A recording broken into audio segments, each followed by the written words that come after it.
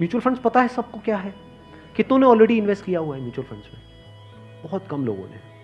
क्यों नहीं किया हमने इन्वेस्ट? पता ही नहीं सर। नंबर 1 करेक्ट इन्फॉर्मेशन नहीं है। नंबर 2 हम डरते हैं।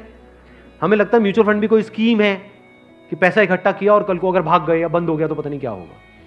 ये पैसा आपका 100% सेफ है because it is regulated by SEBI.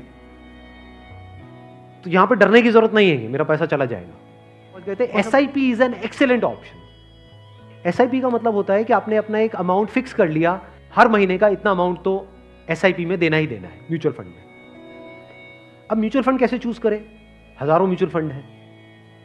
Large cap equity fund को पकड़ो। वो भी कुछ वेबसाइट्स है जैसे मनी कंट्रोल है, वैल्यू रिसर्च है, वहां पर जाकर के देखो उन फंड्स की रेटिंग कम से कम 4 से 5 स्टार होनी चाहिए। कोई ऐसा फंड है उसकी 1 या 2 स्टार की रेटिंग है, मत करो उसमें। बल्कि ऐसा फंड होना चाहिए जो हर वेबसाइट पे 4 या 5 स्टार की रेटिंग हो। अब आपने क्या किया कि हर महीने का अपना एक अमाउंट फिक्स कर लिया। दैट कुड बी एनीथिंग, 1000 रुपए, 2000 रुपए, 3000 रुपए, 4000, 5000, what ever that amount is. SIP के थ्रू ऑटोमेटिकली इतना अमाउंट आपके अकाउंट से डेबिट होता चला जाएगा over a period of next 10 years, 20 years, 30 years. अभी स्मार्ट इन्वेस्टमेंट क्यों है? एक तरफ से मैं इंश्योरेंस के लिए मना कर रहा था, इसके लिए स्मार्ट क्यों है? क्योंकि यहां पे आपका पैसा नहीं कट रहा है। जो पैसा आप लगा रहे हो पूरा का पूरा इन्वेस्ट हो रहा है। इसमें भी 2 ऑप्शन है, एक आप ब्रोकर के थ्रू जा सकते हो, एक है डायरेक्ट जा सकते हो। तो वहां पे आपका 1% और बच जाएगा। मान लो टोटल 1.5% कटना था हर साल का, तो अब कितना कटेगा? सिर्फ आधा %। अभी 1% सुनने में छोटा लगता है, but over a period of 20-30 years ये लाखों रुपए का होता है। मतलब डिसीजन लेने में कुछ मिनट्स लगते हैं इन बातों को समझने में, लेकिन आने वाले टाइम में यही फर्क होगा कि आपके अकाउंट में लाखों है, करोड़ों है, क्या है। अच्छा, म्यूचुअल फंड क्यों और स्टॉक्स क्यों नहीं? क्योंकि स्टॉक्स में आप 1 या 2 या 4 में इन्वेस्ट कर रहे हो। म्यूचुअल फंड जो है वो डिवाइड कर देते हैं। वो मान लो 50 में उन्होंने इन्वेस्ट कर दिया, तो अब अगर उसमें से एक कंपनी बंद भी हो गई तब भी प्रोपोर्शनेटली जो आपने इन्वेस्टमेंट करी है उसमें उसका परसेंटेज क्या था? मान लो 2%, तो आपको 100 रुपए 98 रह गया, बस इतना ही हुआ। अब मार्केट में सबसे बड़ा डर लोगों को यह होता है जो म्यूचुअल फंड में नहीं इन्वेस्ट करते हैं कि कल को नीचे आ गया तो क्या होगा, क्योंकि नीचे आने की कोई लिमिट नहीं है। एफडी में यह है कि नीचे नहीं आएगा, इंटरेस्ट कम हो सकता है, नीचे नहीं आएगा। तो म्यूचुअल फंड में लोग नीचे आने के नाम से डरते हैं, ऊपर जाने में कोई डर नहीं है। अगर गारंटी मिल जाए कि भैया साल का इतना % तो आना ही आना है और आता ही रहेगा जिंदगी भर, तो कोई डर ही नहीं है, फिर तो सारे लगा देंगे। बट कोई गारंटी नहीं है ना, और नीचे भी जा सकता है। तो अगर कुछ ऐसा हो जाए कि अगर म्यूचुअल फंड नीचे भी जाए तब भी आपका फायदा हो जाए, तो प्रॉब्लम सॉल्व हो गई ना। ये मेरी अपनी स्ट्रैटेजी है, ये कोई किसी बुक में नहीं है या कोई थ्योरी नहीं है, ये मेरी अपनी स्ट्रैटेजी है, वो मैं आप लोगों के साथ में शेयर कर रहा हूं। आपको क्या करना है? मोटा मोटा स्टॉक मार्केट को ट्रैक करना है। हफ्ते में एक दिन देख लो कि अभी कितने पे चल रहा है। मान लो एक पीक है, पीक अभी मान लो 40,000 है, अभी मार्केट चल रहा है अराउंड कितना? 37 के अराउंड चल रहा है। तो मेरी स्ट्रैटेजी क्या है? जैसे ही मार्केट 20% से नीचे गिर जाए, कि मार्केट की ये पीक है, मान लो 40,000 है, अब मार्केट 30,000 पे आ गया है, तो आपने क्या किया? पहले इन्वेस्ट किया हुआ था एसआईपी में, लार्ज कैप्स में। आप इमीडिएटली जैसे ही मार्केट 30 पे आई, आप स्विच कर गए मिड कैप में, not even in small cap, mid cap.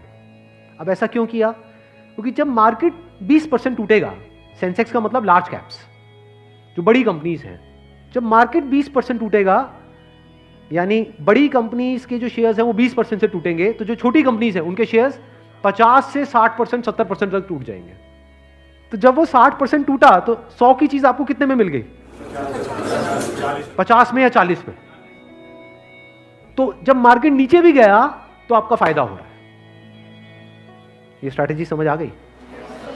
वापस से जैसे ही मार्केट जो भी लास्ट उसकी पीक थी, मान लो 40,000, उससे 20% ऊपर गया, तो मिड कैप से आप स्विच कर गए वापस से लार्ज कैप में। ये स्ट्रैटेजी जो है ये मैंने सीखी है वॉरेन बफे से। उनका जो बेसिक सा फंडा है, मतलब अगर एक लाइन के अंदर बोला जाए, वो क्या है कि जब मार्केट बहुत ज्यादा ग्रीडी हो तो डरो, और जब मार्केट डरा हुआ है तो ग्रीडी हो जाओ। बेसिक सा फंडा है। मतलब जब सब डरे हुए हैं तो थोड़े से लालची हो जाओ, और जब सब लालची हो रहे हैं, मतलब मार्केट ऊपर भाग रहा है, तो डरने लग जाओ। तो लार्ज कैप में डर कम है, मिड कैप में डर ज्यादा है। तो जैसे ही मार्केट नीचे जाएगा, मिड कैप को सब छोड़ देंगे, उस वक्त आप उसको पकड़ लोगे। तो अब चाहे मार्केट ऊपर उठे तब भी आपका फायदा है, नीचे गिरे तब भी आपका फायदा है। आप वेट कर रहे हो, मैं आज एक्चुअल में वेट कर रहा हूं। लोग हैं डरते हैं, जो म्यूचुअल फंड में इन्वेस्ट करते हैं, स्टॉक्स में इन्वेस्ट करते हैं, लोग डरते हैं कि मार्केट नीचे ना आ जाए, मार्केट ऊपर। मैं वेट कर रहा हूं, जाए तो सही नीचे, समझ गए? क्योंकि लार्ज कैप टूटेगा 20%, तो मिड कैप टूट जाएगा 60%। तो मेरा 100 रुपए लगा हुआ था तो 80 रह जाएगा, उस 80 को उठा करके मैं मिड कैप में डाल दूंगा, फिर आराम से बैठ जाऊंगा कुछ सालों के लिए। जैसे ही मार्केट ऊपर जाएगा, मतलब लोग लालच से तड़प रहे हैं, तब जैसे ही 20% ऊपर गया, मान लो 48,000 पे गया, मिड कैप से हट करके मैं आ जाऊंगा लार्ज कैप में, वापस से सेफ हो गया। अब जो नया पीक बन गया वो क्या बन गया? 48,000। आज की रेट में क्या है? 40,000। अब 48,000 पे 2020 चलेगा। आ गया गेम समझ में? तो यहां से आप पीसफुल हो, नहीं तो लोग डरे ही रहते हैं, म्यूचुअल फंड के नाम से डरते हैं। क्यों डरते हैं? अरे कम हो रहा है, कम हो रहा है, कम हो रहा है। कम हो रहा है तो बढ़िया है, तब भी आपका फायदा है, और बढ़ रहा है तो फायदा है ही है।